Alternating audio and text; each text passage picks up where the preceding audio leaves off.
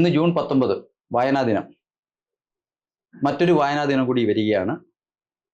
കൊല്ലം taluk library കൗൺസിലിന് ഇന്നൊരു അതിഥിയുണ്ട്. അത് മറ്റാരുമല്ല, വായനയുടെ ലോകത്ത് വേറിട്ട വഴികളിലൂടെ സഞ്ചരിച്ച വലിയൊരു വായനക്കാരൻ ശ്രീ ഉമയനൂർ കുഞ്ഞിപ്പിള്ള സാറ്. അദ്ദേഹത്തിന് കൊല്ലം താലൂക്ക് ലൈബ്രറി കൗൺസിലിൻ്റെ എല്ലാ ആശംസകളും, വായനാ ദിന ആശംസകളും നേരുകയാണ്.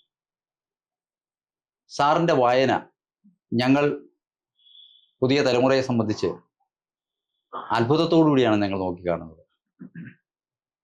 ഈ വായനയുടെ ഇടത്തിലേക്ക് എങ്ങനെയാണ് സാർ വന്നത് എന്നൊന്ന് വിശദീകരിച്ചാൽ. ഞാൻ ആ കാര്യം പറയുന്നതിന് മുൻപ് ആദ്യമായിട്ട് കൊല്ലം താലൂക്ക് ലൈബ്രറി കൗൺസിലിൻ്റെ പുതിയ സെക്രട്ടറി ആയിട്ട് തിരഞ്ഞെടുക്കപ്പെട്ട സജിനാഥന് എല്ലാവിധ ആശംസകളും. അത് സജിനാഥ് എനിക്കൊരു അനുജനെ പോലാണ്. അപ്പോൾ ആ ഒരു സ്നേഹ വാത്സല്യങ്ങൾ എപ്പോഴും ഉണ്ടാവും. വായന എന്നത് ഒരു പുതിയ ലോകത്തിലേക്ക് മനുഷ്യനെ എത്തിക്കുന്ന പ്രക്രിയയാണ്. അങ്ങനെ കൊല്ലം താലൂക്കിനെ ആ തലത്തിൽ എത്തിക്കാൻ സജിനാഥിന് കഴിയും എന്നാണ് ഞാൻ വിശ്വസിക്കുന്നത്. വായന എന്നത് എല്ലാ മനുഷ്യർക്കും അത്യന്താപേക്ഷിതമായ ഒരു കാര്യമാണ്. അതൊരു സംസ്കാരമാണ്. വായന ലോകത്തിലേക്ക് എത്തുക എന്ന് പറയുമ്പോൾ നമ്മൾ നവലോകത്തിലേക്ക് എത്തുകയാണ്. പുതിയ ആശയങ്ങളുടെ ഒരു വലിയ പ്രപഞ്ചമാണ് നമ്മുടെ മുമ്പിൽ തുറന്നു വരിക. അത് എല്ലാ മനുഷ്യർക്കും, അധ്വാനിക്കുന്നവർ ഉൾപ്പെടെയുള്ള എല്ലാവർക്കും അത്യന്താപേക്ഷിതമായ ഒന്നാണ് വായന. അതിൻ്റെ പ്രാധാന്യം നമ്മൾ വേണ്ടത്ര മനസ്സിലാക്കിയിട്ടുണ്ടോ എന്നെനിക്കറിയില്ല. വിശക്കുന്ന മനുഷ്യ പുസ്തകം കയ്യിലെടുക്കൂ എന്നാണ് ബെർത്തോൾഡ് ബ്രെഖ്റ്റ് എന്ന ജർമ്മൻ നാടകകാരൻ പറഞ്ഞത്. അത് നമുക്കൊരു വലിയ ആയുധം കൂടിയാണ്, വിമോചനത്തിനുള്ള ആയുധമാണ്. വായനയുടെ പുതിയ ലോകം നമുക്ക് സമ്മാനിക്കുന്നത് സ്വാതന്ത്ര്യത്തിൻ്റെ ലോകമാണ്, മനുഷ്യപ്രേമത്തിൻ്റെ ലോകമാണ്, പുതിയ ആശയങ്ങളുടെ ലോകമാണ്. ഇവിടേക്കെല്ലാം നമ്മളെ അതുകൊണ്ട് എത്തിക്കുന്നുവെന്ന് നമുക്കറിയില്ല. ഈ വിജ്ഞാനങ്ങളുടെയും ലോകമാണത്. വിജ്ഞാനത്തിലൂടെയാണ് ജ്ഞാനത്തിൽ എത്തിച്ചേരേണ്ടുന്നത്. ഇത് രണ്ടും തമ്മിൽ അല്പ വ്യത്യാസമുണ്ടെന്ന് നാം മനസ്സിലാക്കേണ്ടതായിട്ടുണ്ട്. ജ്ഞാനവും വിജ്ഞാനവും അത് മുണ്ടകവും എടുത്ത് വായിക്കുമ്പോൾ അത് ബോധ്യപ്പെടുന്നതാണ്. പലർക്ക് ആ വ്യത്യാസങ്ങളൊന്നും അറിഞ്ഞുകൂടാ. അപ്പോൾ നമ്മൾ ഏത് കാര്യം വായിച്ചാലും പഠിച്ചാലും ആ കാര്യങ്ങളുടെ ആത്മാവിലേക്ക് ഇറങ്ങാനാകണം. ആത്മാവ് എന്ന് ഞാൻ പറയുന്നത് ആത്മീയവാദികൾ പറയുന്ന അർത്ഥത്തിലല്ല. ആത്മാവെന്ന പദത്തിന് ജീവൻ എന്ന് മാത്രമേ അർത്ഥമുള്ളൂ. ആ അർത്ഥം മാത്രമേ ബ്രഹ്മത്തിന് ഉള്ളൂ എന്ന് ശങ്കരൻ പറയും.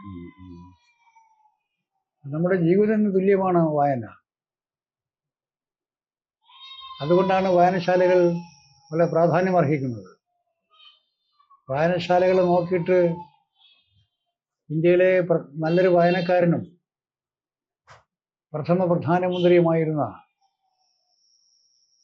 ദി ഗ്രേറ്റ് എന്ന പദത്തിന് യോഗ്യനുമായ പണ്ഡിറ്റ് ജവഹർലാൽ നെഹ്റു പറഞ്ഞത്, അദ്ദേഹം വായനശാലകളെ നോക്കി പറഞ്ഞത്, it is a secular temple എന്നാണ്. Secular temple. ഇത് പതേതര ക്ഷേത്രങ്ങളാണെന്നുണ്ട്. അപ്പോൾ ആ പതേതര ക്ഷേത്രങ്ങളായ വായനശാലകളെ സംരക്ഷിക്കാനുള്ള ബാധ്യത ഓരോ ഭാരതീയനും ഉള്ളതാണ്. നമ്മൾ എത്ര നിർവഹിക്കുന്നു എന്ന് എനിക്കറിയില്ല. വായന ഞാൻ നേരത്തെ പറഞ്ഞതുപോലെ തന്നെ പുതിയ മനുഷ്യനെ സൃഷ്ടിക്കും. നമ്മുടെ കുട്ടികളെ, ഈ യുവാക്കളെയും വായനയുടെ പുതിയ ലോകത്തിലേക്ക് നമുക്ക് എത്തിക്കേണ്ടതായിട്ടുണ്ട്. വായനയുടെ പുതിയ ലോകം എന്നതുകൊണ്ട് ഞാൻ ഉദ്ദേശിക്കുന്നത് ഈ റീഡിംഗ് അല്ല. ഉം. ഈ റീഡിംഗ് കുഴപ്പമുള്ളതല്ല, അതൊരു കാലഘട്ടത്തിൻ്റെ ആവശ്യമാണ്. അതിനോട് നമുക്ക് ഭിന്നാഭിപ്രായവുമില്ല. പക്ഷേ ഏറ്റവും പ്രധാനം പുസ്തക വായനയാണെന്ന് തിരിച്ചറിയേണ്ടതായിട്ടുണ്ട്. പുസ്തക വായനയിൽ നിന്ന് ലഭിക്കുന്ന ആനന്ദം മറ്റൊന്നിൽ നിന്നും ലഭിക്കില്ല. അത് കഴിഞ്ഞ 10-20 കൊല്ലത്തിന് മുൻപ് അമേരിക്കയിലെ മസാച്യൂസെറ്റ്സ് യൂണിവേഴ്സിറ്റിയിലെ ഒരു സംഘം ഗവേഷകർ നടത്തിയ ഗവേഷണത്തിൽ തെളിഞ്ഞത്, ഈ ഏത് ആധുനികമായ ഈ റീഡിങ്ങും ബ്ലോക്ക് ചെയ്യുവാൻ ഒരു എക്സ്പെർട്ടിന് സാധിക്കും. ഉം. പുസ്തക വായന അങ്ങനെ ആർക്കും ചെയ്യാനാവില്ല. ഇല്ല. അതുകൊണ്ട് പുസ്തക വായനയാണ് ശാശ്വതമായ വായന എന്നവർ കണ്ടെത്തുകയുണ്ടായി. ഉം. ഉം. അത് നമുക്ക് വലിയ പ്രചോദനം തരുന്ന ഒരു ഗവേഷണമാണ്. വായിക്കുക എന്ന് പറയുമ്പോൾ നമ്മൾ അതിൽ എല്ലാ പുരാണ ഇതിഹാസങ്ങളും വായിക്കണം. ഇതിനകത്തെല്ലാം ഒരുപാട് നന്മയുണ്ട്. ഉം. ആ നന്മകൾ സ്വീകരിക്കണം. അതിലെ നന്മയല്ലാത്ത കാര്യങ്ങൾ ഉപേക്ഷിക്കുക. പുതിയ ആശയത്തെ ലോകത്തെ നമുക്ക് കണ്ടെത്താനാകണം. നമ്മൾ എന്തുകൊണ്ടാണ് വിദ്യാഭ്യാസം ഞാൻ തകർന്നു പോയതെന്ന് ഞാൻ നിങ്ങളോട് പറയേണ്ടതായിട്ടില്ല. വായനയില്ലാത്തതാണ്. ഉം. ഒരു 10-20 കൊല്ലത്തിന് മുമ്പ് കേന്ദ്ര ഗവൺമെൻറ് നടത്തിയ ഒരു പരിശോധനയിൽ അവർ മനസ്സിലാക്കിയത്, പ്രത്യേകിച്ച് കേന്ദ്ര വിദ്യാഭ്യാസ വകുപ്പ്, ഇന്ത്യയിൽ ഏറ്റവും കുറച്ച് പുസ്തകം വായിക്കുന്നത് അധ്യാപകരാണെന്നാണ്. ഉം. അപ്പോൾ ഏറ്റവും കൂടുതൽ വായിക്കുന്നത് അവരാ. അതെ. ഉം. നിർഭാഗ്യവശാൽ അതുണ്ടാകുന്നില്ല. അപ്പോൾ അവർ പഠിപ്പിക്കുന്ന കുട്ടികളുടെ സ്ഥിതി എന്താവും? ഉം. അതുകൊണ്ട് വായനയെ അതിൻ്റെതായ ഒരു ലോകത്തിലേക്ക് എത്തിക്കാൻ നമുക്ക് സാധിക്കണം. വായന പുതിയ ലോകത്തെയും പുതിയ മനുഷ്യനെയും സൃഷ്ടിക്കുന്നതിനൊപ്പം തന്നെ പുതിയ സ്വപ്നങ്ങൾ കൂടി നമുക്ക് സമ്മാനിക്കുന്നതാണ്. സ്വപ്നം കാണാൻ നമ്മളെ പഠിപ്പിക്കുന്നത് വായനയാണ്. നമ്മൾ പ്രതിഭാശാലികളായി മാറുന്നതും നല്ല വായന ഉള്ളപ്പോഴാണ്. ഐൻസ്റ്റീൻ പറഞ്ഞിട്ടുണ്ട്, ഉം. ബുദ്ധിയേക്കാളേറെ മനുഷ്യർക്ക് ആവശ്യം പ്രതിഭയാണെന്ന്. പ്രതിഭയില്ലാത്ത ആള് ഒരു വലിയ കലാകാരനോ ഒരു വലിയ എഴുത്തുകാരനോ ആരും ആവുകയില്ല, ഉം. ശാസ്ത്രജ്ഞനും ആവുകയില്ല. അതുകൊണ്ട് ശാസ്ത്ര സത്യങ്ങൾ അന്വേഷിക്കാൻ നമുക്ക് സാധിക്കണം. നമ്മൾ ഇന്ന് കാണുന്ന ഈ അന്ധവിശ്വാസങ്ങളും അനാചാരങ്ങളും നിറഞ്ഞൊരു സമൂഹത്തിൽ നിന്ന് മാറി ഒരു പുതിയ പ്രകാശപൂർണമായ സമൂഹം നമുക്കുണ്ടാകണമെങ്കിൽ നല്ല വായന തന്നെ അതിനാവശ്യമുണ്ട്. നമ്മുടെ കലാശാലകളും നമ്മുടെ സ്കൂളുകളുമെല്ലാം വായനയുടെ സുഗന്ധം സമ്മാനിക്കുന്ന കേന്ദ്രങ്ങളായി മാറേണ്ടതായിട്ടുണ്ട്. അതുണ്ടാകണമെന്നാണ് എനിക്ക് മുഖ്യമായും പറയാനുള്ളത്. സാറോടെ പറഞ്ഞു, പുത്തനൊരായുധമാണ് നിനക്ക്, പുസ്തകം കയ്യിലെടുത്തുകൊള്ളൂ, പുറത്തു പറഞ്ഞതാണ്. ആ പുസ്തകത്തിൻ്റെ ലോകത്തേക്ക് സാർ എങ്ങനെയാണ് കടന്നു വന്നത്? ഞാൻ പുസ്തകത്തിൻ്റെ ലോകത്തേക്ക് വരുന്നതിന് എന്നെ ഏറ്റവും അധികം സഹായിച്ചത് കുറ്റിപ്പുഴ കൃഷ്ണപിള്ള സാറാണ്. കൃഷ്ണപിള്ള സാറിൻ്റെ ഒരു വിചാര വിപ്ലവം എന്ന പുസ്തകം എനിക്ക് ഞാൻ 9ാം ക്ലാസ്സിൽ പഠിക്കുമ്പോൾ സമ്മാനമായി കിട്ടി. ആ പുസ്തകം എൻ്റെ മുമ്പിൽ തുറന്നിട്ടത് കേവലം ഒരു പുസ്തകമായിരുന്നില്ല, ഒരു വിശാലമായ ലോകമായിരുന്നു. ഞാൻ പുതിയ ആശയങ്ങളെക്കുറിച്ച്, പുതിയ ലോകത്തെക്കുറിച്ച് എല്ലാം പഠിച്ചത് അദ്ദേഹത്തിൻ്റെ പുസ്തകങ്ങളിലൂടെയാണ്. പിന്നെ ഞാൻ നിരന്തരമായ സഞ്ചാരത്തിലൂടെയും അന്വേഷണത്തിലൂടെയും അദ്ദേഹം എഴുതിയ എല്ലാ ഗ്രന്ഥങ്ങളും വായിച്ച് പഠിക്കുകയുണ്ടായി. അതിൽ മിക്കവാറും എല്ലാം എൻ്റെ ലൈബ്രറിയിൽ ഉണ്ട് താനും. അപ്പോൾ അങ്ങനെ കുറ്റിപ്പുഴ പോലുള്ള ആളുകൾ നമ്മുടെ വായനയെ അസാധാരണമായി പ്രചോദിപ്പിച്ച ആളുകളാണ്. അദ്ദേഹത്തിൻ്റെ കാല് വന്നിച്ചുകൊണ്ടൊരിക്കൽ ഞാൻ അദ്ദേഹത്തോട് പറയുകയുണ്ടായി, അങ്ങ് എൻ്റെ അജ്ഞാതനായ ഗുരുനാഥനാണെന്ന്. അപ്പോൾ വളരെ സ്നേഹത്തോടെയാണ് അദ്ദേഹം എന്നോട് പെരുമാറിയത്. അപ്പം അങ്ങനെയുള്ള ആളുകളുടെ നല്ല ആശയങ്ങൾ, നമ്മൾ നല്ല പുസ്തകങ്ങളാണ് വായിക്കേണ്ടത്, എങ്കിലും നല്ല ആശയങ്ങൾ അറിയൂ. നമ്മൾ ആവശ്യമില്ലാത്ത കാര്യങ്ങളിൽ പോയാൽ, ഇപ്പോൾ ആളുകൾ ഭൂരിപക്ഷം മതവിശ്വാസികളാണ്. മൊത്തത്തെ എന്തുകൊണ്ടാണ് നമ്മൾ എതിർക്കുന്നത്? അതിനെ അനുകൂലിക്കുന്നവർക്ക് വലുതായിട്ടൊന്നും പറയാനില്ല. വോൾട്ടർ ഒരിക്കൽ പറഞ്ഞു, അദ്ദേഹത്തോട് ചോദിച്ചു മതം കണ്ടുപിടിച്ചത് ആരാണെന്ന്. അപ്പൊ അദ്ദേഹം പറഞ്ഞു, the first wrong that met by the first fool. ലോകത്തിലെ ഒന്നാമത്തെ കള്ളനെ കണ്ടെത്തിയ ഒന്നാമത്തെ മണ്ടനാണ് മതം കണ്ടുപിടിച്ചത്. അപ്പോ അങ്ങനെയുള്ള പുതിയ ഒരുപാട് ആശയങ്ങളിലേക്ക് വായനയാണ് നമ്മളെ കൊണ്ടുവന്ന് എത്തിക്കുന്നത്. അതുപോലെ തന്നെ നിങ്ങൾ ഓർത്ത് നോക്കുക, നമ്മുടെ പണ്ഡിറ്റ് ജവഹർലാൽ നെഹ്റു നമ്മുടെ പ്രധാനമന്ത്രിയായിരുന്നു. അദ്ദേഹത്തിന് ശേഷം ഒരു നല്ല പ്രധാനമന്ത്രി ഇന്ത്യക്ക് ഉണ്ടായിട്ടേ ഇല്ല. ഇനിയിട്ടുണ്ടാകുമെന്ന് ഞാൻ പ്രതീക്ഷിക്കുന്നതുമില്ല. എൻ്റെ കാരണം അദ്ദേഹത്തിൻ്റെ ഗ്രന്ഥങ്ങൾ, സമസ്ത പുസ്തകങ്ങളും ഞാൻ വായിച്ചിട്ടുള്ള ആളാണ്. ഡിസ്കവറി ഓഫ് ഇന്ത്യ ആയാലും ഗ്ലിംസ് ഓഫ് വേൾഡ് ഹിസ്റ്ററി അങ്ങനെയുള്ള. നിങ്ങൾ ഓർത്ത് നോക്കണം, ഒരിക്കൽ പേൾ എസ് ബെക്ക് എന്ന് പറയുന്ന സാഹിത്യകാരി ഡൽഹിയിൽ നെഹ്റുവിനെ കാണാൻ വന്നു. അവർ തീൻമൂർത്തി ഭവനത്തിൽ ചെന്നു.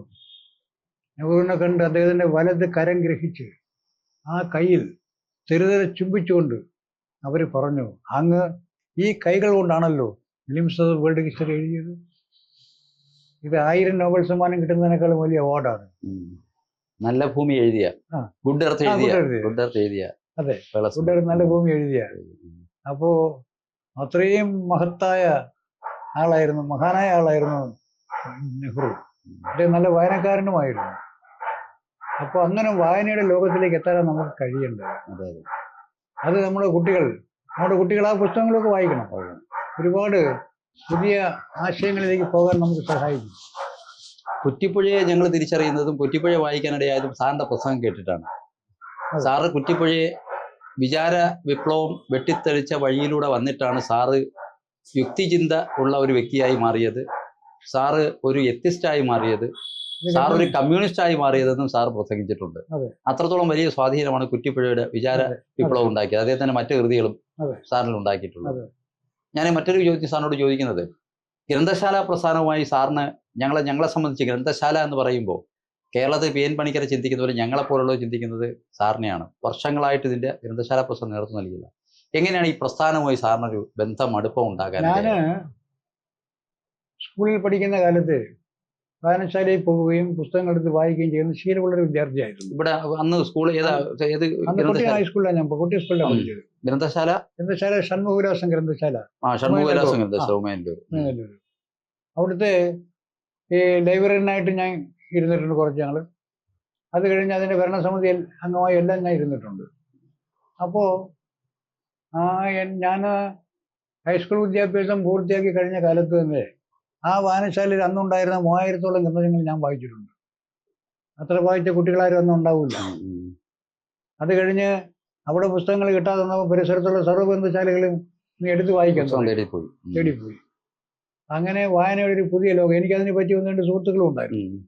വായനയുടെ പുതിയ ലോകത്തിലേക്കാണ് ഞാൻ പോയത്. അത് എന്നെ കൊണ്ടുവന്ന അസാധാരണമായ ഒരു സൗന്ദര്യ ലോകത്തിൽ എത്തിച്ചത്. ഞാൻ മഹാഗ്രന്ഥങ്ങൾ മുഴുവൻ വായിച്ചിട്ടുള്ള ഒരാളാണ്. ഋഗ്വേദം മുഴുവനും ഞാൻ വായിച്ചിട്ടുണ്ട്. പരമാവധി പഠിക്കാനും ശ്രമിച്ചിട്ടുണ്ട്. 120ഓളം ഉപനിഷത്തുക്കൾ ഞാൻ വായിച്ച് പഠിച്ചിട്ടുണ്ട്.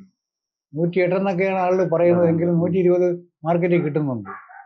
120 വായിച്ചിട്ടുണ്ട്. വെറുതെ വായിച്ചതല്ല.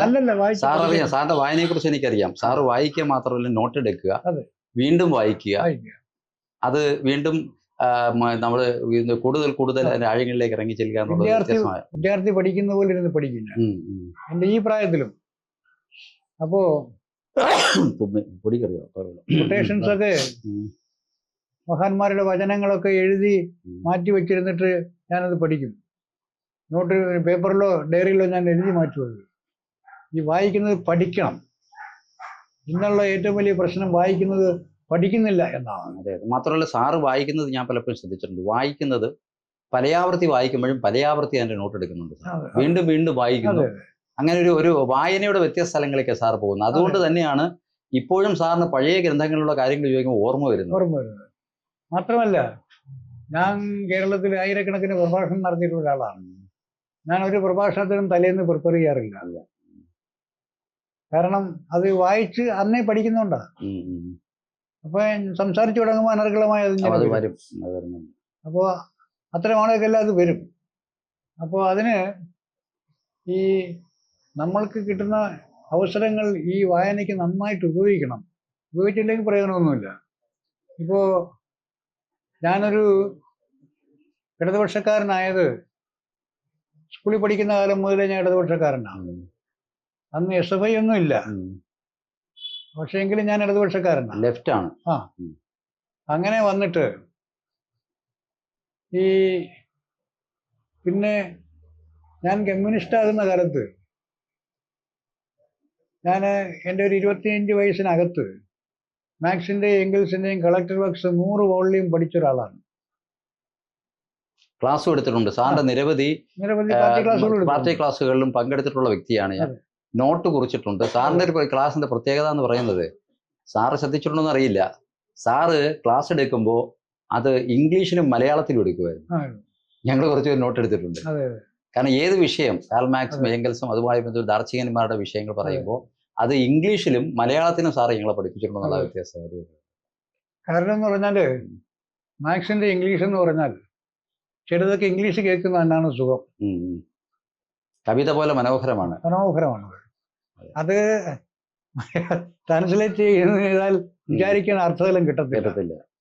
ഈ പുസ്തക ശേഖരത്തിൽ സാറിന്റെ കവിതയുണ്ട്, കഥകളുണ്ട്, നോവലുണ്ട്, സഞ്ചാര സാഹിത്യമുണ്ട്, വ്യത്യസ്ത തലങ്ങളുള്ള സാഹിത്യങ്ങളുണ്ട്.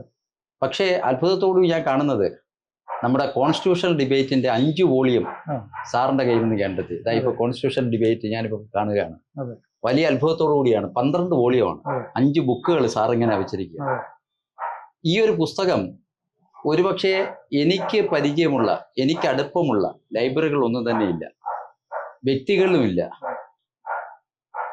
ഇതെങ്ങനെയാണ് സാറിന്റെ കയ്യിൽ എവിടെ ലഭിച്ചു എന്നുള്ളത്, സാറിന്റെ കയ്യിലേക്ക് ഇത് വരുവാൻ ഇടയായത് എങ്ങനെയാണെന്ന് വേണ്ടി ചോദിച്ചു. അതിന്റെ ഒരു സാഹചര്യം, ഞാൻ പല പുസ്തകങ്ങളും വായിക്കുമ്പോൾ അതിന്റെ റെഫറൻസിൽ ഈ CID കോൺസ്റ്റിറ്റ്യൂഷൻ അസംബ്ലി ഡിബേറ്റ് എന്ന് കാണും. അപ്പൊ ഈ പുസ്തകം ഞാൻ തിരക്കിയ, ഞാൻ ഈ പുസ്തകം കേരളം മുഴുവൻ തിരക്കി നടന്നിട്ടുണ്ട്. ഏതാണ്ട് കോഴിക്കോട് മുതൽ തിരുവനന്തപുരം വരെ ഞാൻ പോകുന്ന വഴിക്കുള്ള ബുക്ക് സ്റ്റാളുകളെല്ലാം തിരക്കിയിട്ടുണ്ട്, എങ്ങും കിട്ടത്തില്ല. അങ്ങനെ ഇരിക്കുമ്പോൾ ഒരിക്കൽ എറണാകുളത്ത് ഒരു യോഗത്തിന് സെമിനാറിന് എന്നെ വിളിച്ചു പ്രസംഗിക്കാൻ. അപ്പോൾ എൻ്റെ അടുത്ത് പറഞ്ഞു, സാറ് പ്രസംഗിക്കണമെന്ന് പറഞ്ഞു. അപ്പോൾ ഞാൻ പറഞ്ഞു ശരി. ഞാൻ ചോദിച്ചാൽ ആരാണ് യോഗ ഉദ്ഘാടനം ചെയ്യുന്നതെന്ന് ചോദിച്ചു. അപ്പോൾ അത് സുകുമാർ അഴീക്കോടാണെന്ന് പറഞ്ഞു. അധ്യക്ഷൻ ജസ്റ്റിസ് കൃഷ്ണയ്യർ സ്വാമിയാണെന്നും പറഞ്ഞു. അപ്പം നമ്മളെക്കാൾ സീനിയറായ ആളുകളാണ്, നമുക്ക് പോകുന്നതിന് ഒരു വിഷമവുമില്ല. ഞാൻ സന്തോഷത്തോടെ അവിടെ ചെന്നു. അപ്പോൾ അഴീക്കോട് സാറിൻ്റെ ഉദ്ഘാടന പ്രസംഗത്തിൽ അദ്ദേഹം പറഞ്ഞു, നമ്മൾ നിയമസഭയിലേക്കും പാർലമെന്റിലേക്കും ധാരാളം ആളുകളെ തിരഞ്ഞെടുത്ത് അയക്കാറുണ്ട്. അതിൽ കോൺസ്റ്റിറ്റ്യൂവന്റ് അസംബ്ലി ഡിബേറ്റ്സ് വായിച്ച് എത്ര പേരുണ്ടാവും സാറ് ചോദിച്ചു. അപ്പോൾ കൃഷ്ണയ്യർ സ്വാമി ഇരുന്ന് ചിരിക്കുന്നു. അപ്പോൾ ഞാൻ അത് വായിച്ചിട്ടില്ല. അപ്പോൾ ഞാൻ യോഗം കഴിഞ്ഞ് എൻ്റെ പ്രസംഗം കഴിഞ്ഞ് തിരിച്ചു വന്നപ്പോൾ എറണാകുളത്ത് ലാ ബുക്ക് സെന്ററിൽ ഇറങ്ങിയിട്ട് ഈ പുസ്തകം ചോദിച്ചു. അവിടെ ഈ പുസ്തകമില്ല. അങ്ങനെ ഇരിക്കുമ്പോഴേക്കും എൻ്റെ ഒരു സുഹൃത്ത് പറഞ്ഞു, ഇത് ഇവിടെങ്ങും കിട്ടത്തില്ല സാറേ, ഇത് ഡൽഹിയിലെ പാർലമെന്റ് അവന്യൂവിൽ കോസ്മോപൊളിറ്റൻ ബുക്സ് എന്നൊരു ബുക്ക് സ്റ്റാളുണ്ട്. കോസ്മോപൊളിറ്റൻ ബുക്സ്, അവിടെ ഇത് കിട്ടത്തുള്ളൂ എന്ന് പറഞ്ഞു. കിട്ടിയാൽ അതാരെങ്കിലും MP-മാരെ കൊണ്ട് വാങ്ങിപ്പിച്ചാൽ പൈസ ഇളവുണ്ടെന്ന് പറഞ്ഞു. അപ്പോൾ ഞാൻ ഇങ്ങനെ ആലോചിച്ചപ്പോൾ P. രാജേന്ദ്രൻ ആദ്യമായി MP ആയി തെരഞ്ഞെടുത്ത് പോയ വർഷം, ആ സമയമാണ്. ഞാനങ്ങനെ, രാജേന്ദ്രൻ എൻ്റെ അടുത്ത സുഹൃത്താണ്, ഞാനങ്ങനെ രാജേന്ദ്രനെ ഫോണിൽ വിളിച്ചു. ഞാൻ ചോദിച്ചു, നിങ്ങൾ എവിടെ നിൽക്കുകയെന്ന് ചോദിച്ചു. അന്നേരം സാറേ ഞാൻ ഡൽഹിയിലാന്ന് പറഞ്ഞു. അപ്പോൾ ഞാൻ പറഞ്ഞു, അത് നന്നായി, എന്തായാലും നിങ്ങൾ എനിക്ക് വേണ്ടി ഈ ബുക്ക് സ്റ്റാളിൽ പോകണം, പോയിട്ട് ഈ കോൺസ്റ്റിറ്റ്യൂവന്റ് അസംബ്ലി ഡിബേറ്റ്സ് എന്ന പുസ്തകം എത്ര വിലയായാലും കൊടുത്ത് വാങ്ങിച്ചുകൊണ്ട് വരണം എന്ന് പറഞ്ഞു. രാജേന്ദ്രൻ വിലയൊക്കെ ഇരിക്കട്ടെ സാറേ എന്ന് പറഞ്ഞു. എങ്കിലും അങ്ങനെ പറഞ്ഞ് ഞങ്ങൾ ഫോൺ വെച്ചു. ഒരാഴ്ച കഴിഞ്ഞപ്പോൾ ഞാൻ വീട്ടിൽ രാവിലെ ഒരു 8-9 മണിക്ക് ഇരിക്കുമ്പോൾ രാജേന്ദ്രൻ്റെ കാറ് ഞാൻ വീട്ടിലോട്ട് കയറി വരുന്നു. അപ്പോൾ എനിക്ക് മനസ്സിലായി ഈ പുസ്തകം ഉണ്ടാകാൻ വഴിയുണ്ട്, അല്ലേ വരുന്നില്ലല്ലോ. അങ്ങനെ രാജേന്ദ്രൻ മുന്നിൽ ഇറങ്ങിയപ്പോൾ പുസ്തകം എടുക്കുന്നു. അപ്പം ഞാൻ കൂടെ പോയി, വലിയ ഭാരം 5 എണ്ണം കൂടെ ഒന്നിച്ചെടുക്കാൻ, ഞാൻ കൂടെ പോയി എടുത്ത് നേരെ ഇവിടെ കൊണ്ടുവച്ചു. അപ്പൊ രാജേന്ദ്രൻ്റെ അടുത്ത് ഞാൻ ചോദിച്ചു എന്ത് വിലയായിരുന്നു പറഞ്ഞു വിലയൊക്കെ ഇരിക്കട്ടെ. ഞാൻ അതല്ല വില പറ അതറിയട്ടെന്ന് പറഞ്ഞു. അപ്പൊ അദ്ദേഹം പറഞ്ഞു ഞാൻ 4000 രൂപ കൊടുത്തു എന്ന് പറഞ്ഞു. അപ്പൊ ഞാൻ പതുക്കെ അകത്തോട്ട് പോയി 4000 രൂപ എടുത്തു കൊടുത്ത് അദ്ദേഹം വാങ്ങിക്കത്തില്ല. ഞാൻ അങ്ങനെ പോക്കറ്റിലേക്ക് വെച്ചു കൊടുത്തു. കാരണം എന്ന് പറഞ്ഞാൽ ഇനി എനിക്കൊരു പുസ്തകം വേണമെങ്കിൽ പറയണ്ടേ. അപ്പൊ അദ്ദേഹം വായിച്ചോണ്ട് വരുമായിരിക്കും, എങ്കിലും അതല്ലല്ലോ. അങ്ങനെയാണ് ഞാൻ ഈ പുസ്തകം വാങ്ങുന്നത്, സ്വന്തമാക്കുന്നത്. ഞാനൊരു 2 വർഷം എടുത്ത് ഒരു ആവർത്തി ഒന്ന് വായിച്ചു തീർക്കും. കാരണം ഈ ഞാൻ ലാ പഠിച്ച ഒരാളല്ല, അതുകൊണ്ട് ഒരുപാട് ലാ ടേംസ് ഇതിനകത്തുണ്ട്. അതൊക്കെ ഡിക്ഷണറി ഒക്കെ നോക്കി മറ്റു റെഫറൻസും ഒക്കെ നോക്കിയിട്ട് എനിക്കത് മനസ്സിലാകത്തുള്ളൂ. അങ്ങനെ ഞാൻ വായിച്ച് പഠിച്ചതാണ്. പക്ഷെ ഒരു കാര്യം ഞാൻ പറയുകയാണ്, അസാധാരണമായ ഒരു പുസ്തകമാണിത്. അത് പറയാതിരിക്കാൻ തരവില്ല. ഇന്ത്യൻ ഭരണ സംവിധാനത്തിലെ ആത്മാവ് ഈ പുസ്തകത്തിലൂടെയാണ് പോകുന്നത് എന്ന് എനിക്ക് തോന്നുന്നു. ഈ ഭരണഘടന എഴുതുന്നത് മൊത്തം എഴുതി തീർന്നതിന് ശേഷം ഡോക്ടർ അംബേദ്കർ പറഞ്ഞൊരു വചനമുണ്ട്. അതിലേക്ക് ഞാൻ വരാം. ഇപ്പൊ സാറേ ഇതിനകത്ത് സാറത് പറഞ്ഞു, ഞാൻ ഈ ആർത്തിയോടെ എഴുതി തുറന്നു നോക്കുകയായിരുന്നു ഇപ്പൊ സാറിന്റെ എഴുതി. കാരണം ഇത് 46 ഡിസംബർ മാസം 9-ാം തീയതി മുതൽ ഏതാണ്ട് 50 ജനുവരി 24 വരെയുള്ള കാര്യങ്ങളാണ് ഇതിനകത്തുള്ളത്. JB കൃപലാനിയുടെ പേരാണ് ആദ്യമായിട്ട് എഴുതിയിരിക്കുന്നത്. സച്ചിദാനന്ദ സിൻഹയെ ഇതിന്റെ അധ്യക്ഷനായിട്ട് ക്ഷണിക്കുന്നത് മുതലുള്ള കാര്യങ്ങൾ ഇതിനകത്തുണ്ട്. അതിൽ പലയിടവും സാർ അടയാളം വെച്ചിട്ടുണ്ട്, പലയിടവും സാർ നോട്ടെടുത്തതായിട്ട് എനിക്ക് കാണുന്നുണ്ട്. ഞാൻ അത്ഭുതത്തോടുകൂടിയാണ് നോക്കുന്നത്. അപ്പൊ ഇതിനകത്ത് ആര് എപ്പോൾ വന്നു, എന്തു സംസാരിച്ചു, എപ്പോൾ പോയി, എന്തു പറഞ്ഞു തുടങ്ങിയ എല്ലാ വിശദാംശങ്ങളും ഇതിനകത്തുണ്ട്. എന്ന് വെച്ചാൽ ഇന്ത്യൻ രാഷ്ട്രീയം ഭാവിയിൽ വരുന്ന ഏതെങ്കിലും പ്രതിസന്ധി ഉണ്ടെങ്കിൽ അതിന്റെ മരുന്ന് ഇതിലുണ്ടെന്ന് എനിക്ക് മനസ്സിലായി. സാർ ഇത്രയും വായിച്ചതിൽ സാറിനോട് എനിക്കൊരു ചോദ്യം, ഞാൻ സാർ തത്വത്തിന്റെ ഉത്തരത്തിലേക്ക് സാർ നേരത്തെ ഒന്ന് ചോദ്യം ചോദിക്കാനുണ്ട്. സാറിനെ സ്ട്രൈക്ക് ചെയ്ത ഈ 12 വോളിയത്തിൽ 5 ബുക്കുകളിൽ സാറിനെ സ്ട്രൈക്ക് ചെയ്ത് എപ്പോഴും സാർ ഓർക്കുന്ന ഒരു വാചകം അല്ലെങ്കിൽ ഒരു സന്ദർഭം ഒന്ന് സാറിന് പറയാൻ പറ്റുമോ? അത് അംബേദ്കർ മൊത്തം എഴുതി തീർന്നിട്ട് പറഞ്ഞത്, how ever good a constitution might be, it was sure to turn out bad. If those who were called to work, it happened to be a bad lot and vice versa. അതായത് ഒരു ഭരണഘടന എത്ര നല്ലതായിരുന്നാലും അത് കൈകാര്യം ചെയ്യുന്നവർ വഷളായി പോയാൽ ഭരണഘടനയും വഷളായി പോകും. സത്യം. ഇപ്പോ ചർച്ച ചെയ്യപ്പെട്ടുകൊണ്ടിരിക്കുന്ന ഏതാണ് സാറിനും സ്ട്രൈക്ക് ചെയ്തിട്ടുള്ളത്. അപ്പൊ അതിന്റെ അർത്ഥം എന്ന് വെച്ചാൽ ഇത് ആറ്റിക്കുറുക്കി സാറ് മനസ്സിൽ കരുതിയിട്ടുണ്ടെന്നുള്ളതാണ്. അംബേദ്കറുടെ രോദനം, വിഷമം, അംബേദ്കറുടെ ദുഃഖമാണ് അതിനെ സാർ ഇപ്പൊ പറഞ്ഞത്. കാരണം അതിപ്പോ നമ്മള് ഈ നമ്മുടെ സമൂഹത്തിൽ ദർശിച്ചുകൊണ്ടിരിക്കുകയാണ് ഇപ്പൊ ആഗ്രഹിക്കുന്നത്. മാത്രമല്ല ഇന്ത്യൻ ഈ ജനാധിപത്യം തുടരുകയും ആ ജനാധിപത്യത്തിന് സംരക്ഷണ കവചം എന്നൊരു കുട പോലെ ഈ ഭരണഘടന നിലനിൽക്കുകയും ചെയ്യുമ്പോൾ ആ ഭരണഘടനയില് ഞാൻ നേരത്തെ സൂചിപ്പിച്ചു ഏതൊക്കെ പ്രതിസന്ധികൾ ഉണ്ടായിട്ടുണ്ടോ ആ പ്രതിസന്ധികളെല്ലാം തരണം ചെയ്യുമ്പോൾ മതേതര വിശ്വാസികൾ, ജനാധിപത്യ വിശ്വാസികൾ, ഭരണഘടനയെ എല്ലാ അർത്ഥത്തിലും അംഗീകരിക്കുന്നവര് ഇതിന്റെ കാര്യങ്ങളാണ് അപ്തോക്കുക. ഡിബേറ്റുകളെയാണ്. ഡിബേറ്റുകളിൽ തന്നെ ഈ ഭരണഘടന മറുപടി പറയുന്നുണ്ടെന്ന് അത് പറയുന്നുണ്ട്. ഞാൻ ഒറ്റക്കൊരു സാറിനോട് ചോദിക്കുകയാണ്, ഈ ഗവർണർമാരുമായി ബന്ധപ്പെട്ട് ഇപ്പം വലിയ പ്രശ്നങ്ങൾ നടന്നുകൊണ്ടിരിക്കുകയാണ്. കാരണം നമ്മുടെ സംസ്ഥാനങ്ങളെ ഖജനാവിൽ നിന്ന് വക്കീൽ ഫീസായിട്ട് പോകുന്നത് ഗവർണർമാരുടെ ഇത് നമുക്ക് നേരിടുവാൻ വേണ്ടിയാണ്. അപ്പൊ ഈ ഗവർണർമാരുമായി ബന്ധപ്പെട്ട് പറയുന്ന ഞാൻ ഓർണമെന്റൽ പോസ്റ്റ് എന്ന് അദ്ദേഹം പറയുന്നുണ്ട്. On the aid and advice of the council of ministers, അങ്ങനെയാണ് അതിനകത്ത് പറഞ്ഞിരിക്കുന്നത്. പക്ഷെ ഇപ്പോ ഈ ഗവർണർമാരുടെ നിലപാടുമായി ബന്ധപ്പെട്ട് സാർ ഇത് വായിച്ചതിന്റെ അനുഭവത്തിൽ സാറിന്റെ അഭിപ്രായം എന്താണ്? അത്രയും കാര്യങ്ങളിൽ പറയാനുള്ളത്, ഇതിൽ പറയുന്നത് പോലെ തന്നെ ഗവർണർ ഒരു ആലങ്കാരികമായ പദവിയാണ്. ഞാൻ പറയുന്നത് അതിന് ഗവർണർ പദവി എന്ന് പറഞ്ഞാൽ അതൊരു അജാഗളസ്തനം ആണെന്നാണ്. അജാഗളസ്തനമാണ്. അജാഗളസ്തനം എന്ന് പറഞ്ഞാൽ ആട്ടിന്റെ കഴുത്തിൽ കിടക്കുന്ന മുല. അതുകൊണ്ട് ആർക്കെങ്കിലും ഒരു പ്രയോജനമുണ്ടോ? മനുഷ്യന് പാല് കിട്ടുമോ? അതില്ല. ആട്ടിന് കുഞ്ഞുങ്ങൾക്ക് കുടിക്കാൻ പാലുണ്ടോ? അതില്ല. ആട് യാത്ര ചെയ്യുമ്പോഴും ഓടുമ്പോഴും അതിന്റെ മുഖത്തടിക്കുന്നതുകൊണ്ട് ആളിന് അസൗകര്യമാണ്. അങ്ങനെ ഇന്ത്യൻ ജനാധിപത്യത്തിന് വളരെ അസൗകര്യം ഉണ്ടാക്കുന്ന ഒരു പോസ്റ്റാണ് ഗവർണർഷിപ്പ്. ഈ ഗവർണർഷിപ്പ് സമസ്ത സംസ്ഥാനങ്ങളിൽ നിന്നും ഭരണഘടനാ ഭേദഗതിയിലൂടെ ഒഴിവാക്കേണ്ട കാലം അതിക്രമിച്ചിരിക്കുന്നു എന്നാണ് എനിക്ക് പറയാനുള്ളത്. അപ്പൊ ഈ ആർഭാട വൃദ്ധസദനങ്ങൾ ഒഴിവാക്കണമെന്ന് തന്നെയാണ് ഒരു സംശയം അഭിപ്രായം. കാരണം ഒരു സംസ്ഥാനത്തിന്റെ ഖജനാവിലെ പണം ഇവർക്ക് ധൂർത്തടിക്കാനുള്ളതല്ല. എന്താണ് അവന്മാരിവിടെ ചെയ്യുന്നത്? ഞാൻ ഒരു ബഹുമാനക്കുറവോടെ സംസാരിക്കുകയാണ്. ഇവന്മാരെന്തായി ചെയ്യുന്നത്? കാരണം എന്ന് പറഞ്ഞാല് ഒരു സംസ്ഥാനത്ത് ജനങ്ങൾ തിരഞ്ഞെടുക്കപ്പെടുന്ന മന്ത്രിസഭയും കാര്യം ഇരിക്കുന്നുണ്ട്. അവർ നോക്കിയാൽ പോരെ ഇതൊക്കെ? ഇതൊക്കെ എന്ത് കാര്യം? നമുക്ക് വീണ്ടും നമുക്ക് വായനയിലേക്ക് തന്നെ വരികയാണ്. വായനയിലേക്ക് വരുമ്പോൾ സാറ് പുസ്തകങ്ങളൊന്നും എഴുതിയിട്ടില്ല. ഒരുപാട് പ്രസംഗിച്ചിട്ടുണ്ട്, ഒരുപാട് വായിച്ചിട്ടുണ്ട്.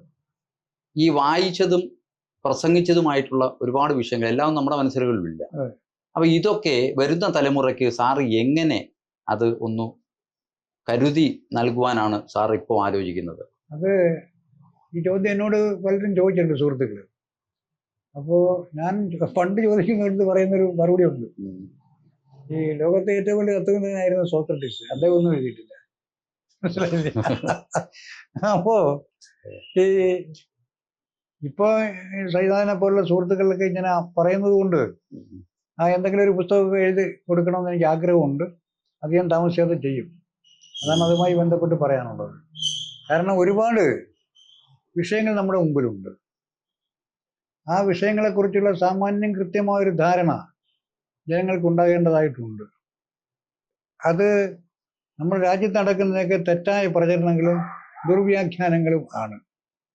അതിൽ നിന്ന് മാറി എല്ലാം ശരിയായി കാണുന്ന ഒരു ലോകത്തിലേക്ക് ഒരു സമൂഹത്തെ എത്തിക്കാൻ വായനയ്ക്ക് കഴിയും. അത് ഗ്രന്ഥശാലകൾക്ക് വലിയ പങ്കുണ്ട്. ഗ്രന്ഥശാലകളിൽ ഈ പുസ്തകം വായിക്കുന്ന കുട്ടികൾ ഓരോ വിഷയത്തെക്കുറിച്ചും അവരെ കൊണ്ട് സംസാരിപ്പിക്കേണ്ടതായിട്ടുണ്ട്. കാരണം എങ്കിലേ മനസ്സിൽ ഇത് ഉറയ്ക്കൂ. അപ്പോൾ ശ്രീനാരായണ ഗുരു വർക്കലയിൽ നിരന്തരമായ പ്രഭാഷണം വേണമെന്ന് പറഞ്ഞ ആളാണ്. നമുക്കറിയാമല്ലോ, പല പ്രഭാഷണങ്ങളും ഉപയോഗശൂന്യമായിരിക്കാം, പക്ഷേ എന്തെങ്കിലും കാണുമല്ലോ അതിൽ. ഇത് കേട്ട് കേട്ട് കേട്ട് കേട്ടെങ്കിലും അവൻ്റെ മനസ്സിൽ കയറട്ടെ എന്നുള്ളതാണ്. അല്ലെ ഗുരു അങ്ങനെ പറയത്തില്ലല്ലോ. നമുക്ക് ഈ അറിവിന്റെ ലോകത്തെത്തുന്നതിന് നിരന്തര പരിശ്രമം ആവശ്യമുണ്ട്. അതൊരു ചെറിയ സമ്പ്രദായമേ അല്ല, നിരന്തര പരിശ്രമം. ആ പരിശ്രമത്തിലൂടെ മാത്രമേ നമുക്ക് അറിവിന്റെ ലോകത്തിലേക്ക് പ്രവേശിക്കാനാവൂ. അതിന് കുട്ടികളെയും മറ്റുള്ളവരെ സജ്ജമാക്കേണ്ട ജോലി ലൈബ്രറി കൗൺസിലിനുണ്ട്. ലൈബ്രറി കൗൺസില് ഈ മറ്റു കാര്യങ്ങളല്ല ഏറ്റെടുക്കേണ്ടത്, വായന എങ്ങനെ പ്രൊമോട്ട് ചെയ്യാം എന്നുള്ളതാണ്. വായന വായന വായന ഇതാണ് ലൈബ്രറി കൗൺസിലിന്റെ ലൈബ്രറിക്ക് വേണ്ടത്. അതായത് അവര് വേറെ കാര്യങ്ങൾക്ക് വേറെ ഒരുപാട് ഏജൻസി ഉണ്ട് ഇവിടെ ചെയ്യാനായിട്ട്. സാറിന്റെ വ്യക്തിപരമായ ജീവിതത്തിലേക്ക് കിടക്കുക, വ്യക്തിപരമായ ജീവിതം എന്നാണ് ഞാൻ പറയുന്നതിന്. സാറിന് വായനയും പുസ്തകങ്ങളുമാണ് സാറിന്റെ ജീവിതം എന്ന് കാണുന്നത് കൊണ്ടാണ് ചോദിക്കുന്നത്. ഈ നാട്ടിലൊക്കെ തന്നെ ഈ പ്രസംഗ വേദികളിൽ സാറ് കുട്ടിക്കാലം മുതലേ സജീവമായിരുന്നു. അതിന്റെ അനുഭവം ഒന്ന് പങ്കുവയ്ക്കാൻ പറ്റുമോ കുട്ടികളോട്? കാരണം അദ്ദേഹത്തെ കൂട്ടിച്ചേർക്കാൻ എത്ര വിധത്തിലുള്ളൂ. ഒരുപാട് പേര് വായിച്ചിട്ടുണ്ട് സാറിന്റെ കൂടെ ഉള്ളവർ. സാറിനോട് വായിച്ചവരെ കാണില്ല, പക്ഷെ വായിച്ചതൊന്നും പലർക്കും സമൂഹത്തിന് ഗുണപ്പെട്ടിട്ടില്ല, അവർക്ക് മാത്രം ഗുണപ്പെട്ട് കാണും. സാറ് വായിച്ചതൊക്കെ തന്നെ സമൂഹത്തിന് ഗുണപ്പെട്ടിട്ടുണ്ട്. അത് എഴുത്തിന്റെ മേഖലയിൽ എന്ന് പറയുമ്പോഴത്തെ പുസ്തകമാക്കിയിട്ടില്ല, ഒരുപാട് ലേഖനങ്ങൾ വായിച്ചിട്ടുണ്ട്. സാമൂഹ്യ സാംസ്കാരിക രാഷ്ട്രീയ രംഗത്തെ വിഷയങ്ങൾ അധികരിച്ച് സാറിന്റെ ലേഖനങ്ങൾ ഒരുപാട് വായിച്ചിട്ടുണ്ട്. സാറിന്റെ പ്രസംഗങ്ങൾ, അത് പ്രസംഗം എവിടെ മുതലാണ് തുടങ്ങിയത്? ഞാൻ ഹൈസ്കൂളിൽ പഠിക്കുന്ന കാലത്ത് മുതൽ പ്രസംഗ മത്സരത്തിൽ പങ്കെടുത്ത് സമ്മാനം കിട്ടിയിട്ടുള്ള ആളാണ്, സംസ്ഥാന തലത്തിൽ വരെ. അപ്പോ പിന്നെ അത് കഴിഞ്ഞപ്പോൾ നാട്ടുപുറത്തൊക്കെ എന്നെ പ്രസംഗിക്കാൻ തോന്നും. അതിൽ തന്നെ സാറിന്റെ സുഹൃത്തുക്കള് സാറിനെ അതിന്റെ ഒരു ഉപകരണമാക്കി മാറ്റി എന്നുള്ളതാണ്. കാരണം വെച്ചാല് അവര് വന്ന് എവിടെ മത്സരമുണ്ടോ അവിടെ സാറിനെ സൈക്കിളൊക്കെ ഇരുത്തി കൊണ്ടുപോകുന്നതിന്റെ കാരണം ഈ ക്യാഷ് അവാർഡ് കിട്ടും. Very good. ക്യാഷ് അവാർഡ് കിട്ടുമ്പോ നമ്മൾ ചെറുപ്പം കൊച്ചു പിള്ളേരല്ലേ, അപ്പൊ ക്യാഷ് അവാർഡ് കിട്ടുമ്പോൾ 10 ഇറച്ചി തിന്നാം, വീട്ടിൽ നിന്ന് കിട്ടത്തില്ല. കാരണം അന്ന് എന്റെ വീട്ടിൽ നിന്ന് ഇറച്ചി വാങ്ങിക്കത്തൊന്നുമില്ല. അപ്പോ ഞങ്ങൾ പിള്ളേരെ കാശുമില്ലല്ലോ. അപ്പൊ ഈ 10 ഇറച്ചി തിന്നുന്നതിന് വേണ്ടി അവൻ എന്നെ എല്ലായിടത്തും കൊണ്ടുപോകും. എവിടെ ഓണാഘോഷം ഉണ്ടെങ്കിലും നാട്ടും പുറത്ത് അവർ കൊണ്ടുപോകും.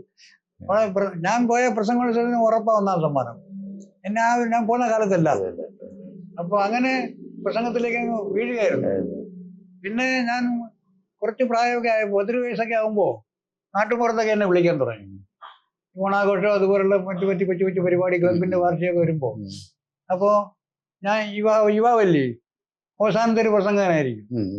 അങ്ങനെ മുതിർന്നവരൊക്കെ ആയിരിക്കും അന്ന്. അങ്ങനെ ഇരിക്കുമ്പോൾ ഒരിക്കൽ എൻ്റെ ജീവിതത്തിലെ മറക്കാനാകാത്ത അനുഭവങ്ങളാണ്. ഒരിക്കൽ ആ ഒരു കല്ലുവാതക്കലടുത്താണ് എൻ്റെ ഓർമ്മ. അവിടെ ഒരു സാംസ്കാരിക സമ്മേളനം, അതിൻ്റെ ഉദ്ഘാടനം കെ ബാലകൃഷ്ണനാണ്. കൗമുദി ബാലകൃഷ്ണൻ. കൗമുദി ബാലകൃഷ്ണൻ. അപ്പോൾ ജനാർദ്ദനക്കുറുപ്പ് അങ്ങനെയുള്ളവരൊക്കെ സഹപ്രസംഗകരായിട്ടുണ്ട്. അങ്ങനെ അതിലെ ചെറുപ്പക്കാർ കൂട്ടത്തിൽ അവസാനത്തെ ഒരാളാണ് ഞാൻ. അപ്പോൾ എന്നെ അവരൊക്കെ പ്രസംഗം കഴിഞ്ഞ് എന്നെ പ്രസംഗിക്കാൻ വിളിച്ചപ്പോൾ ഞാൻ പോയി പ്രസംഗിച്ചപ്പോൾ വളരെ ശ്രദ്ധാപൂർവ്വം കസേരയിൽ ഇങ്ങനെ ചാരിക്കണമെന്ന് കേൾക്കുകയായിരുന്നു കെ ബാലകൃഷ്ണൻ. പ്രസംഗം തീർന്ന് ഞാൻ വന്നിരുന്നപ്പോൾ എൻ്റെ അടുത്ത് ഇഞ്ഞോടാ എന്ന് പറഞ്ഞു. ഞാൻ അടുത്തോട്ട് ഇരുന്നു. അവിടെ കസേര കിടപ്പുണ്ട്, ഇരുന്നു. എന്ത് ചോദിച്ചു, നീ ധാരാളം വായിക്കുമോ തോന്നുന്നല്ലോ എന്ന് പറഞ്ഞു. ഞാൻ ഞാൻ വായിക്കണ്ടെന്ന് പറഞ്ഞു.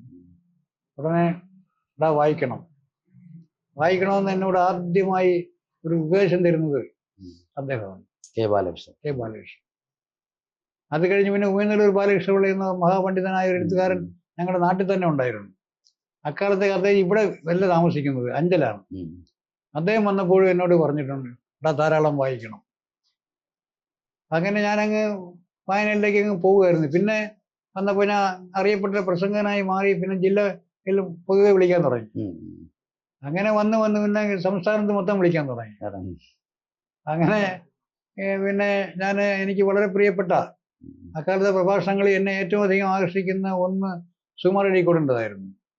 അദ്ദേഹത്തിൻ്റെ പ്രസംഗം കേൾക്കാൻ ഞാൻ പോയിട്ടുണ്ട്, നടന്നു പോയിട്ടുണ്ട് ഒരുപാട്. പിന്നെ വന്നപ്പോൾ അഴീക്കോട് സാറും ഞാനും കൂടെ സഹപ്രസംഗകരായിരുന്നു. അപ്പോൾ അഴീക്കോട് സാറിൻ്റെ കൂടെ പ്രസംഗിക്കാൻ അന്ന് ആൾക്ക് ഒരുമാതിരി ഇതിന് ശേഷം. കാരണം അദ്ദേഹം ഭയങ്കര പ്രസംഗമല്ലേ, എനിക്കിഷ്ടം അതായിരുന്നു. കാരണം മത്സരബുദ്ധിയോടുകൂടി അപ്പം ഞാൻ അദ്ദേഹത്തിന് എൻ്റെ പ്രസംഗം മോശമാകരുതെന്ന് വിചാരിച്ചിട്ട് ഞാൻ നല്ല ഭംഗിയായിട്ട് ശ്രദ്ധിച്ച് പ്രസംഗിക്കും. അങ്ങനെയാണ് ഞാൻ. പിന്നെ അഴീക്കോട് മാഷ്, എം.എൻ. വിജയൻ മാഷ്, പി. ഗോവിന്ദപിള്ള, എനിക്ക് വളരെ ഇഷ്ടപ്പെട്ട പ്രഭാഷകർ അവരൊക്കെ ആയിരുന്നു. അവരുടെ പ്രസംഗങ്ങളെല്ലാം ഞാൻ കേൾക്കുകയും അവരെ കൂടെ പ്രസംഗിക്കുകയും ചെയ്തിട്ടുണ്ട്. പിന്നെ ഒരു സമയത്ത് കൊല്ലത്ത് വരുന്ന സാംസ്കാരിക സമ്മേളനങ്ങൾ പൊതുവെ ജില്ലയിൽ വന്നാൽ ഉദ്ഘാടനം PG ആയിരിക്കും. പിന്നെ കണിയാപുരം രാമേന്ദ്രൻ കാണും, ഞാനും കാണും. അത് കഴിഞ്ഞുള്ള നാട്ടുപുറത്തുള്ളൂ. അങ്ങനെ ഒരു നല്ല അവസ്ഥ. ഇപ്പോഴത്തെ കുട്ടികൾക്ക് ലഭിക്കുന്ന, അത് ഇവിടെ ചർച്ച ചെയ്ത തരമില്ല, ഇപ്പോഴത്തെ കുട്ടികൾക്ക് ലഭിക്കുന്ന ഒരു അവസരമുണ്ട്.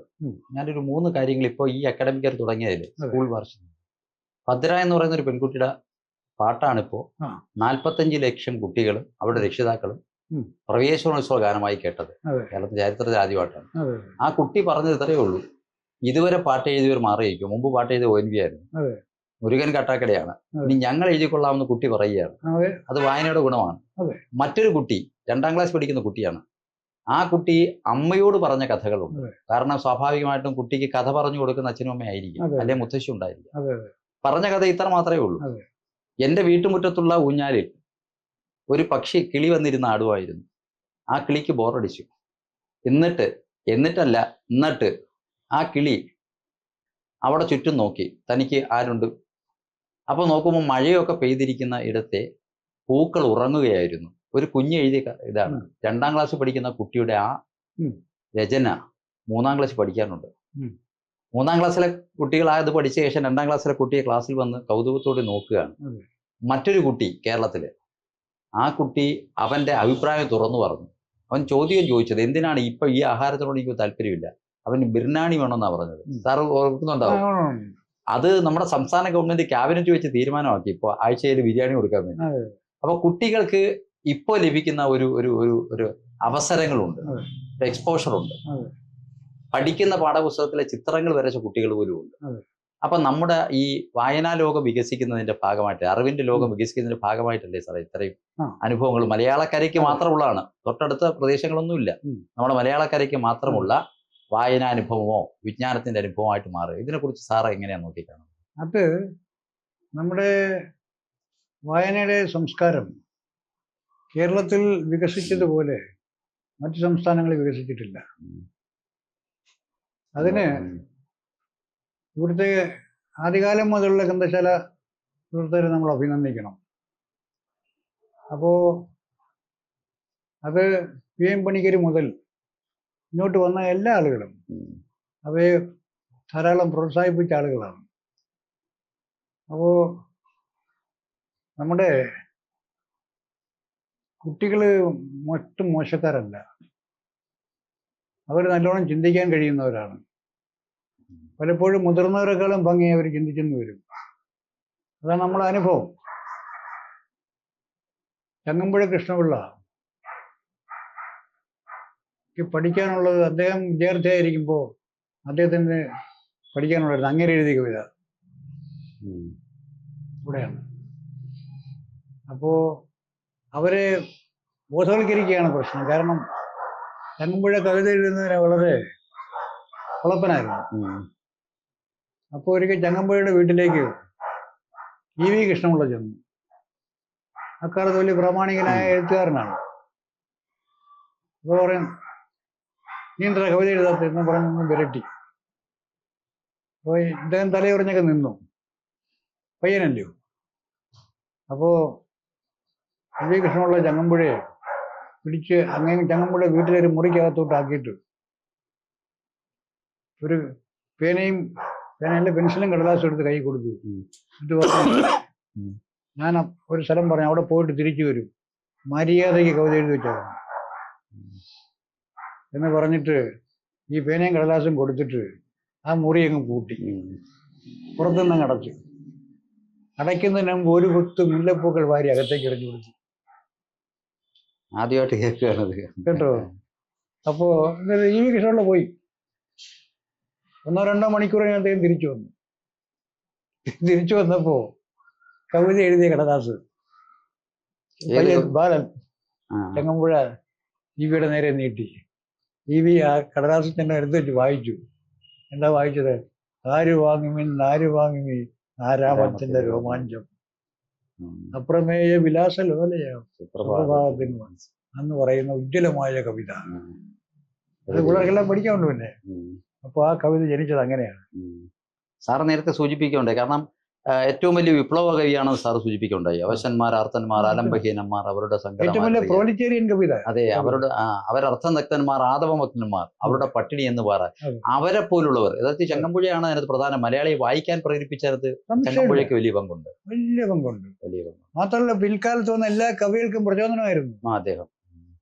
അതുകൊണ്ടാണ് പ്രൊഫസർ M കൃഷ്ണൻ നായർ ONV-യും വയലാറിനെയൊക്കെ മാറ്റിലി കവി എന്ന് വിളിച്ചത്. മാറ്റിലി ആയാലും അല്ലെങ്കിലും അവർ നല്ല കവിത എഴുതിയില്ലേ. സാർ, വായനയിലേക്ക് തന്നെ വരുമ്പോഴേ പുതിയ തലമുറയല്ല, നമ്മളെ കുടുംബങ്ങളോട് എന്താണ് പറയുന്നത്? എങ്ങനെ വായനയെ മാറ്റണം? വായനയിൽ ഒന്ന്, നമ്മുടെ രക്ഷാകർത്താക്കളോട് എനിക്ക് കടുത്ത പരാതിയും പ്രതിഷേധവും ഉണ്ട്. അതിൻ്റെ കാരണം, ഈ കുട്ടികൾക്ക് നമ്മൾ എന്തെല്ലാം വാങ്ങിച്ചു കൊടുക്കുന്നു. കളിപ്പാട്ടം ഒരു വർഷം 1000കണക്കിന് രൂപയാകും കുട്ടികൾക്ക് കളിപ്പാട്ടം വാങ്ങിച്ചു കൊടുക്കാൻ. സംസ്കാരത്തിൽ മാറ്റമുണ്ടാകണം. കാറും ഉൾപ്പെടെയുള്ള അവർക്ക് ആവശ്യമുള്ള ഇത്തരം കളിപ്പാട്ടങ്ങൾ വാങ്ങിച്ചു കൊടുക്കാൻ. അവർക്ക് പിറന്നാൾ വരുമ്പോൾ നമ്മൾ ഒന്നാം തരം വസ്ത്രങ്ങളും എല്ലാം വാങ്ങിച്ചു കൊടുക്കും. എത്ര രക്ഷകർത്താക്കൾ പിറന്നാൾ ദിവസം ഒരു പുസ്തകം അവർക്ക് വാങ്ങിക്കൊടുത്തിട്ടുണ്ട്? അത് വലിയൊരു ചോദ്യമാണ്. അവർക്ക് എന്തുകൊണ്ട് മഹാത്മാഗാന്ധിയുടെ ആത്മകഥ വാങ്ങിക്കൊടുത്തൂടാ? അവർക്ക് എന്തുകൊണ്ട് ശ്രീനാരായണ ഗുരുവിന്റെ ജീവചരിത്രം വാങ്ങിച്ചു കൊടുത്തൂടാ? അവർക്ക് എന്തുകൊണ്ട് കാറൽ മാർക്സിന്റെ ജീവചരിത്രം വാങ്ങിച്ചു കൊടുത്തൂടാ? അവർക്ക് എന്തുകൊണ്ട് വിവേകാനന്ദന്റെ വാങ്ങിച്ചു, അല്ലെങ്കിൽ നെഹ്റു വാങ്ങിച്ചു കൊടുക്കാവുള്ളൂ? അധ്യാപകരോടുള്ള സാറിന്റെ ഉപദേശം എന്താണ്? അധ്യാപകർ ഒരുപാട് പഠിക്കാനുണ്ട്. കാരണം എല്ലാം തെറ്റായി പറയുന്ന അവരാണ് കുട്ടികളെ. ഏറ്റവും വിവരം കുറഞ്ഞവരാണ് അവർ. ഇത് പറയാതിരിക്കാൻ യാതൊരു തരവുമില്ല.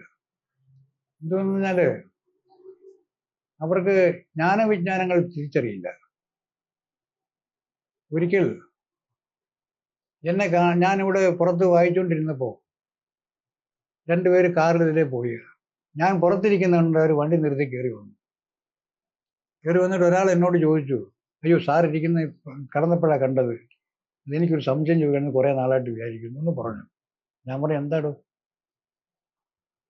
സാറേ, അല്ലെങ്കിൽ സാർ പറഞ്ഞേ വരും. ഞാൻ പറയും എനിക്കറിയാമെങ്കിൽ ഞാൻ പറഞ്ഞുതരാം. അപ്പോ ഇങ്ങനെ പറഞ്ഞു, ഈ ജ്ഞാനവും വിജ്ഞാനവും ഒന്നാണെന്ന് സാറേ എന്ന് ചോദിച്ചു. അപ്പോൾ ഞാൻ പറഞ്ഞത് ഒന്നല്ല. അപ്പോൾ ഇങ്ങനെ പറഞ്ഞു, ഞാൻ എൻ്റെ നാട്ടിലുള്ളൊരു പ്രൊഫസറോട് ചോദിച്ചു. ഇയാൾ സ്കൂട്ടറിൽ റോഡിൽ നിന്നാ ചോദിച്ചേ.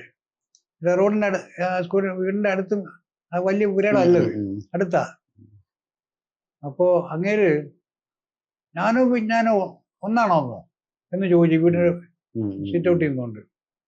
അപ്പോൾ ഭാര്യ, അവരും പ്രൊഫസറാ, അവരകത്തെന്ന് പറഞ്ഞാൽ രണ്ടും ഒന്നാന്ന് പറഞ്ഞുകൊടു എന്ന് പറഞ്ഞു കൊടുത്തു. അപ്പോൾ അടേ രണ്ടും ഒന്നാടേത് എന്നാ അയാളും പറഞ്ഞു കൊടുത്തു. പോന്നു. അപ്പോൾ ഇങ്ങേര് പറഞ്ഞു, ഞാൻ ഇത് അല്ലെന്ന് എവിടെയോ വായിച്ചിട്ടുണ്ട് എന്ന് പറഞ്ഞു. ഈ പറഞ്ഞ ആള് സാറിനോട് ചോദിക്കുമ്പോൾ അറിയാമല്ലോ എന്ന് പറഞ്ഞു. ഞാൻ പറഞ്ഞു, ഈ ചോദ്യം മുണ്ടകോപനിഷത്തിലുണ്ട്. ഞാൻ പറഞ്ഞു, അങ്കിരസ് എന്ന് പറയുന്ന മഹാനായ ഋഷിയോട് 6 ശിഷ്യന്മാർ വന്ന് ചോദിക്കുന്നു, കസ്മിൻ ഭഗവോ വിജ്ഞാതി സർവമിതം വിജ്ഞാതം ഭവതി.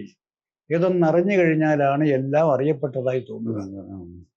അപ്പൊ അദ്ദേഹം പറയും, ദേ വിദ്യേ വേദിതവ്യേ ഇതി ഹസ്മ യത് ബ്രഹ്മവിദോ വദന്തി പരാചൈവ അപരാജ. എൻ്റെ കുഞ്ഞുങ്ങളെ, വിദ്യ 2 തരമുണ്ട്. ഒന്ന് അപരാവിദ്യയും മറ്റൊന്ന് പരാവിദ്യയുമാണ്.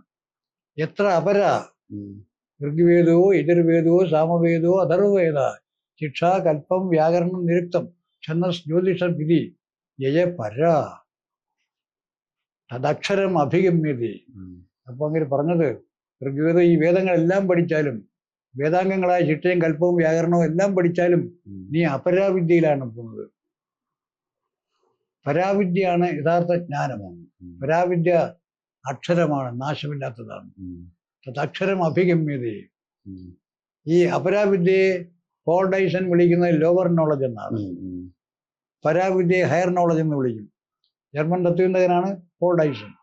ആലോചിച്ച് നോക്കണം. അപ്പോൾ ഇത് രണ്ടും നമ്മൾ സാറുമാർ പറഞ്ഞു കൊടുക്കുന്നത് ഒന്നാണ്. അപ്പൊ അധ്യാപകർ പഠിക്കണമെന്നാണ് എനിക്ക് അവരോട് പറയാനുള്ളത്. അപ്പോ അവര് ജ്ഞാനത്തിന്റെയും വിജ്ഞാനത്തിന്റെയും ഈ പതാക വാഹകരായി മാറണം. അല്ലാത്തടത്തോളം കാലം ഈ കുട്ടികൾ ആരും രക്ഷപ്പെടുകയില്ല. അവിടെയാണ് എനിക്ക് ഇവരോടൊക്കെ പറയാനുള്ളത്. കാരണം നമ്മൾ ഇന്നും മാതൃഭാഷ കുട്ടികളുടെ അധ്യയന മാധ്യമമാക്കാൻ കഴിയാത്തവരാണ്. മാതൃഭാഷ എന്തൊരു കഷ്ടമാണ്. ഞാനും ലൈബ്രറി കൗൺസിലിന്റെ പ്രസിഡന്റായിരുന്ന കടമണ്ഡ രാമകൃഷ്ണൻ കൂടി ഒരിക്കലും തിരുവനന്തപുരം ജില്ലയിൽ സ്കൂളിൽ പ്രസംഗത്തിന് പോയി. അവിടെ ചെല്ലുമ്പോൾ വലിയൊരു സ്കൂളാണ്, ഒരു ക്രിസ്ത്യൻ സ്കൂളാണ്. അപ്പോൾ അവിടെ ബോർഡ് എഴുതി വെച്ചിട്ടുണ്ട് വഴിക്കെല്ലാം, ഡോണ്ട് സ്പീക്ക് മലയാളം. സ്കൂളിൽ ഓഡിറ്റോറിയത്തിൽ എഴുതി വെച്ചിട്ടുണ്ട്. ഇത് കണ്ട് ഞാൻ കലി കയറി ഇരിക്കുക. കടമൻ, ഞാൻ അറിയുന്നില്ല ഇത്. കടമൻ ഉദ്ഘാടനം ചെയ്യാൻ വന്നിട്ട് പറഞ്ഞു, ഞാൻ ഒരു മലയാള കവിയാണ്, ഞാനിവിടെ പ്രസംഗിക്കണം, നിങ്ങളെ യോഗ ഉദ്ഘാടനം ചെയ്ത് സംസാരിക്കണമെങ്കിൽ ഈ ബോർഡെല്ലാം എടുത്ത് മാറ്റണം എന്ന് പറഞ്ഞു. എന്നിട്ട് അദ്ദേഹം അനങ്ങാതങ്ങ് നിന്നു. അവസാനം അതിൻ്റെ ഭാരവാഹികളെ പ്യൂന്മാരെ കൊണ്ട് നിവൃത്തിയില്ലാതെ അതൊക്കെ ഇളക്കിച്ചു. അപ്പോൾ അദ്ദേഹം അതിൻ്റെ കാര്യങ്ങൾ പറഞ്ഞു, ഭാഷ പഠിക്കേണ്ടതിൻ്റെ ആവശ്യത്തെക്കുറിച്ചൊക്കെ പറഞ്ഞു. അത് കഴിഞ്ഞ് കടമൻ്റെ പ്രസംഗം 1/2 മണിക്കൂറുണ്ടായിരുന്നു. അത് കഴിഞ്ഞ് എന്നെ വിളിച്ചു. അപ്പം ഞാൻ അവരോട് പറഞ്ഞു, ഞാൻ നിങ്ങളോട് എൻ്റെ പ്രസംഗം തുടങ്ങുന്നതിന് മുമ്പ് ഒരു ചെറിയ ചോദ്യം ചോദിക്കും, അതിന് നിങ്ങൾ ഉത്തരം പറയണം. അപ്പോൾ നിങ്ങൾ എങ്ങനെയാണ് കാര്യങ്ങൾ മനസ്സിലാക്കിയിരിക്കുന്നതെന്ന് എനിക്ക് ഗ്രഹിക്കാനാകും. ആ നിലവാരത്തിൽ എനിക്ക് നിങ്ങളോട് സംസാരിക്കാനും ആകും. അങ്ങനെ പിള്ളേരെല്ലാം എന്നെ ശ്രദ്ധാപൂർവ്വം നോക്കി. അവർ ചോദ്യം മറ്റൊന്നുമല്ല, ഒരു ചെറിയ വാക്കിൻ്റെ അർത്ഥം പറയണം. ഞാൻ പറഞ്ഞു, സിറ്റ്, SIT, സിറ്റ്. ഈ വാക്കിൻ്റെ അർത്ഥം എന്ന് പറയാൻ പറഞ്ഞു.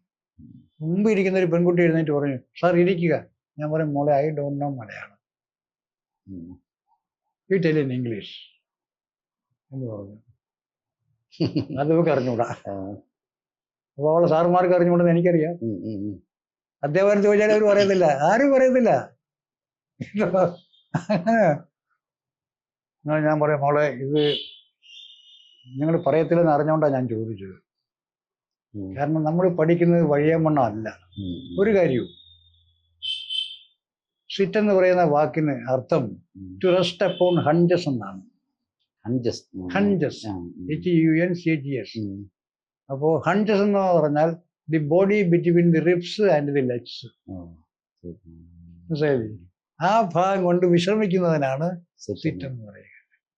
ഇപ്പോഴേ മോളെ അർത്ഥം ശരിയാവുള്ളൂ. നിങ്ങൾ മലയാളം സംസാരിക്കരുതെന്ന് എഴുതി വെച്ചിരിക്കുന്നത് നിങ്ങൾ ഇംഗ്ലീഷ് പറയണ്ടേ? എൻ്റെ പ്രസംഗം കഴിഞ്ഞ് ഞാൻ കടവൻ കൈക്കൊരു ക്ഷയിക്കാൻ പറഞ്ഞ പോലെ നമ്മള് ഈ വഴിയമ്മണ്ണ അല്ല ഒരു കാര്യവും പഠിക്കുന്നത്. പഠിപ്പിക്കുന്നതും അങ്ങനെയല്ല. അത് മാറ്റണം. അതാണ് എനിക്ക് പറയാനുള്ളത്. അക്ഷരങ്ങളുടെ ലോകത്ത് ഇപ്പോഴും രാജകുമാരൻ തന്നെയാണ്. 10,000-കണക്കിന് പുസ്തകത്തിനിടയിലാണ് അദ്ദേഹത്തിൻ്റെ ജീവിതം. വായനയെ വേറിട്ട നിലയിൽ വായനയെ നമുക്ക് പരിചയപ്പെടുത്തുകയാണ് അദ്ദേഹം.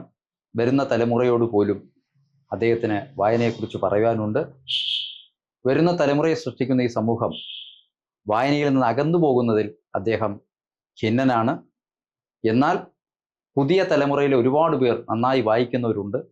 പക്ഷെ അവരുടെ വായന കേവല വായന മാത്രമാണ്, അത് പഠനമല്ല എന്ന പരാതിയും അദ്ദേഹം പറയുകയാണ്. ഇന്ന് നമുക്ക് അതിഥിയായി വന്ന അദ്ദേഹത്തിന് കൊല്ലം താലൂക്ക് ലൈബ്രറി കൗൺസിലിൻ്റെ എല്ലാ ഭാവങ്ങളും നേരുന്നു. നന്ദി, നമസ്കാരം.